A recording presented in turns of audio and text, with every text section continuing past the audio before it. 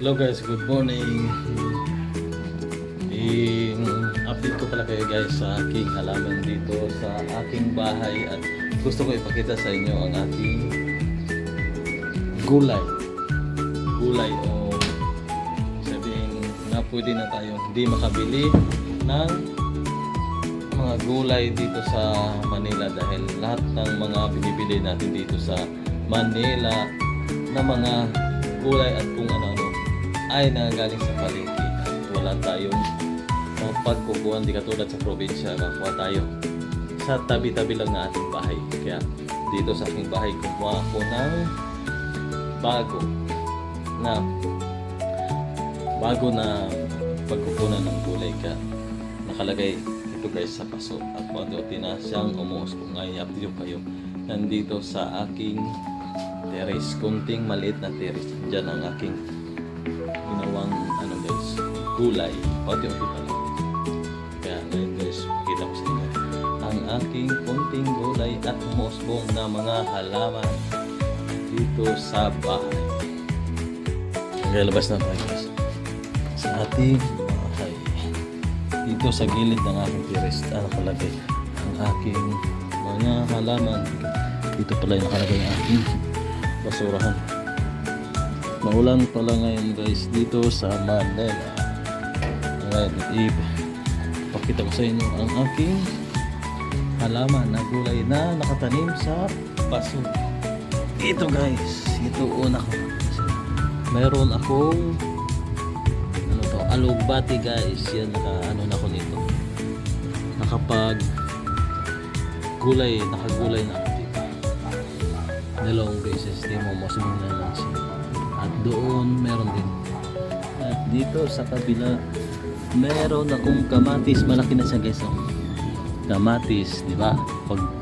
Tapos sa kabila may sili, may liit na kamatis. Dito ngayon maliit na kamatis din siya. Bibili pa ako ng lupa para mailipat ko siya. Yan, malaki na. Siguro malapit ang itong mamunga guys. Ang aking kamatis sa paso. Ito din, meron din siya isang kamatis din yan. At ito, may mga seedling din siya ng mga sili siguro. Hindi ko sili. At ito guys, ang aking bagong tanim. Talbos ng kamote. Nung bumili ako sa palengke. Ayan. Tanim ko dito sa paso. Tingnan mo. Malaki-laki na guys. Ayan, malaki-laki na ang ating talbos ng kamote. At pag lumago yan, pwede na tayo makabili. At kasi ako, meron po kung bati yan. At bibili pa tayo. Ayan, yun lang guys ang ating mga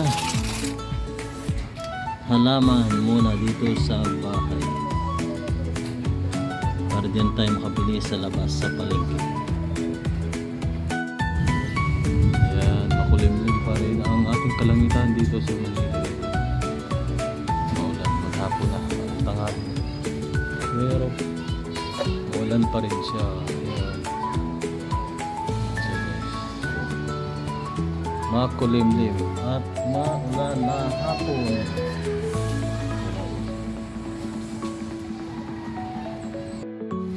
Lang ating video ngayon guys.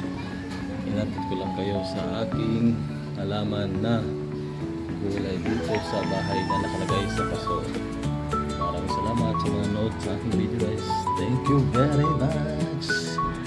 At magano pa tayo ng ibang pwede nating itanim sa paso para hindi na tayo makabili ng gulay sa palengke guys. Dahil mahal dito sa Manila. Lahat ay binibili at maging praktikal tayo guys. Kahit sa pasulan mayroon tayo may tanim. Kaya guys, maraming salamat sa panonood. Bye bye.